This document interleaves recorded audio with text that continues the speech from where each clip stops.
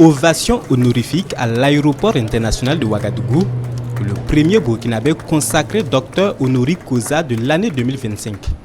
Professeur Alidou Tinto est de retour au Bercail après avoir été désigné par les universités Couleven et catholiques de Louvain en Belgique.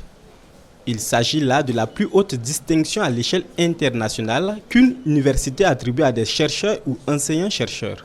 Bien entendu que c'est un honneur pour moi en tant que chercheur, parce que ça vient couronner toute ma carrière, mais également pour mon institution, l'IRSS et surtout le CNRST, parce que c'est un couronnement de l'ensemble des chercheurs du Burkina Faso.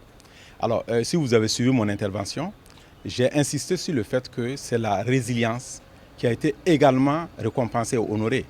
Parce que vous connaissez sans doute la situation de notre pays. Beaucoup pensaient que le Burkina allait s'écrouler, mais là, je pense que c'est un témoignage que le Burkina reste debout et peut impacter à travers sa recherche sur l'histoire de cette humanité. Par ses travaux de recherche, professeur Alidou Tinto impulse une nouvelle dynamique mondiale en matière de santé publique, notamment dans la lutte contre le paludisme. Principal artisan de la création de l'unité de recherche clinique de Nanuro, entité de l'Institut de recherche en sciences de la santé, le professeur Alidou Tinto a contribué à l'élaboration d'un vaccin contre le paludisme, l'une des principales causes de mortalité au Burkina Faso. Un vaccin testé et actuellement recommandé par l'OMS. Cette avancée dans la lutte contre le paludisme met en lumière les efforts de l'ensemble des acteurs de la recherche nationale.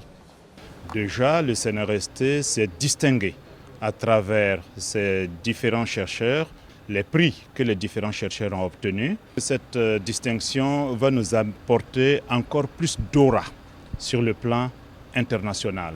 Toute la communauté scientifique burkinabé est heureuse de cette distinction.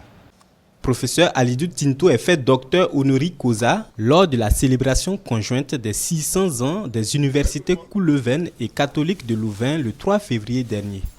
Elle considère le chercheur burkinabé comme l'un des pionniers de la recherche scientifique.